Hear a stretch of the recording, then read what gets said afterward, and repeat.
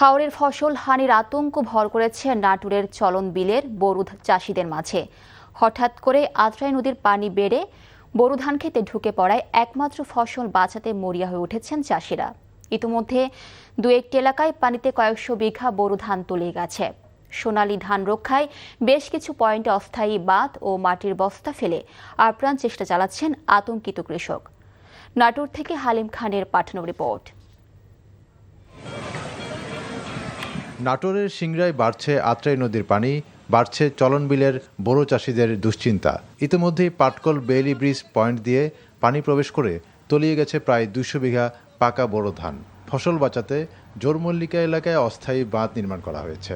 এভাবে পানি ঠেকিয়ে কৃষকরা চেষ্টা করছেন মাঠ শুকনো থাকতেই সমস্ত ধান ঘরে তুলতে। এ অবস্থায় ভবিষ্যতের জন্য পরিকল্পিত ব্যবস্থা গ্রহণের দাবি করেছেন কৃষকরা। আমার 30 বিঘা জমি আমি এক মুঠ কাটতে পারিনি। এই বাঁধ যদিও বা ধুসে যায় তাহলে আমাদের এই বিলের ধান হাজার হাজার হেক্টর জমি ধান ডুবে যাবে পানিতে। সিংড়ে গাঙ্গের পানি, আত্রাই গাঙ্গের পানি মনে করেন একবার চাপ দিছে, মনে করেন বাড়তেছে, খালি বাড়ার উপরেই আছে। এই জন্য মনে করেন কাঁচা পাকা দিকে লাভ নেই। বেইলি ব্রিজ উঠায় দিয়ে একটা আধুনিক বাদ দিয়ে আধুনিক একটা সুইচ গেট স্থাপনের দাবি জানাচ্ছে। স্থানীয় সংসদ সদস্য আনোয়ারুল ইসলাম জানান, ফসল রক্ষায় পানি প্রবেশের পথগুলো বন্ধ করে দেওয়া হয়েছে। দলীয় নেতাকর্মীদের নিয়ে পরিস্থিতির উপর নজর রাখা হচ্ছে।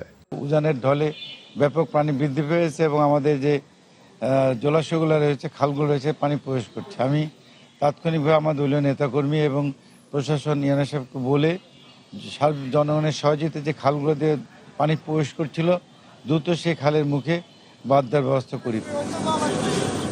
চলন বিলের সিংড়া অংশেই এবার 36,600 হেক্টর জমিতে বড় আবাদ করা হয়েছে।